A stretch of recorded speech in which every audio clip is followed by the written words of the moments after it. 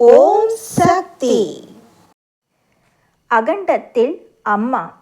போடி நாயக்கனூர் மன்ற தலைவர் வி.சி. தண்டபாணி.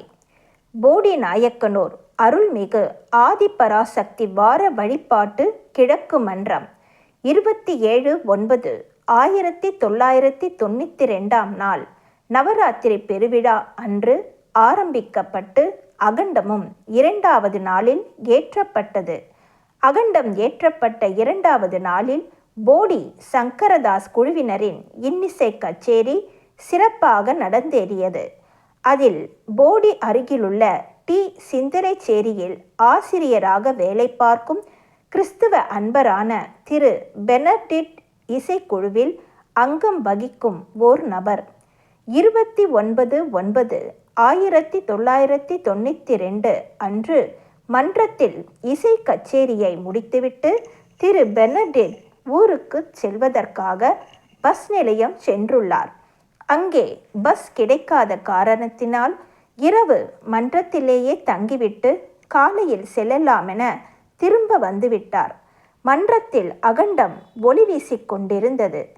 அதை மன்ற தொண்டர்கள் திரு ரவி, திரு எஸ். போஜ் மற்றுமுள்ள சக்திகள் இரவு பகலாக கண் விழித்து உறங்காது கவனித்து கொண்டிருந்தனர். ஓய்வு எடுக்க வந்த ஆசிரியர் திரு பெனடிக்ட் அவர்களை மன்ற தொண்டர்கள் சக்தி சிறிது நேரம் அகண்டத்தை கண் விழித்து உறங்காது கவனித்து கொள்ளுங்கள், நாங்கள் சற்று ஓய்வு எடுத்து கொள்கிறோம் என்று கூறி நித்திரையில் ஆழ்ந்துவிட்டார்கள். ஆசிரியர் மன்ற கதவை தாழ்பாலிட்டுவிட்டு அவரும் அகண்டத்தை கவனித்து கொண்டிருந்தார். கவனித்து கொண்டிருந்த போது அவரும் தன்னை மறந்து அயர்ந்து தூங்கிவிட்டார்.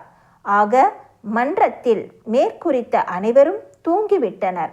அப்போது திடீரென்று ஆசிரியர் திரு பெனடிக்ட் அவர்களை நீல நிற பாவாடை சட்டையில் நெற்றியில் பட்டை தீட்டு குங்குமம் இட்ட ஒரு சிறுமி சார் சார் என்று எழுப்பியது. அந்த சிறுமி அவர் பள்ளியில் 6ஆம் வகுப்பு படிக்கும் கவிதா உருவில் இருந்தது. தன்னை எதற்காக எழுப்புகிறது என்று உறக்கத்திலேயே எண்ணிக்கொண்டிருக்கிறார். இவ்வாறு எண்ணிக்கொண்டிருக்கும் போதே மீண்டும் சார் சார் என்று குரல் கேட்டது. மீண்டும் அழைக்கும் குரல் கேட்டு என்ன சத்தம் என்று நினைத்து கொண்டிருக்கும் போதே மறுபடியும் அதட்டலாக சார் சார் என்று அழைக்கும் குரல் கேட்க உறங்கிக் கொண்டிருந்தவர் நினைவு திரும்பியவராக வேகமாக எழுந்து பார்க்கிறார். தாழ்பாலிட்ட கதவு திறக்கப்பட்டு இருந்தது. அகண்டத்தை பார்க்கிறார்.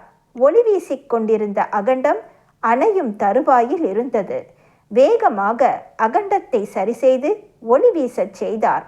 ஒளி வீசிக்கொண்டிருந்த அகண்டத்தை காப்பதற்கு சிறு குழந்தை வடிவில் அம்மா கிறிஸ்தவ ஆசிரியருக்கு காட்சி தந்துள்ளாள். அம்மாவின் கருணையை எண்ணி எண்ணி மகிழ்ந்தோம். அன்று அம்மா தாழ்பாலிட்ட கதவை திறந்து தூங்கிக் கொண்டிருந்த கிறிஸ்தவ ஆசிரியரை எழுப்பி ஒளி வீசிக்கொண்டிருந்த அகண்டம் ஒளி மங்கும் நிலையிலிருந்து காப்பாற்றினாள்.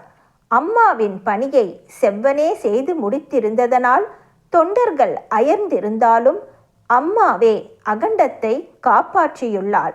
என் பணியை செம்மையாக செய்தால் உன் பணியை நான் பார்த்து கொள்கிறேன் மகனே என்று கூறியதற்கு இதுவே சான்றாகும். ஓம் சக்தி. ஆன்மீகத் துறையில் நடந்து போன பழங்கதைகளையே பேசிக்கொண்டிருக்காதே. இங்கே நடைபெற்று கொண்டிருக்கிற நான் நடத்தி வருகிற புதுமைகளை உலகத்திற்கு எடுத்துச் சொல்.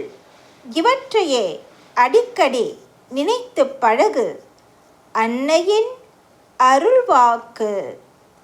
Please share and subscribe. Om Sakthi.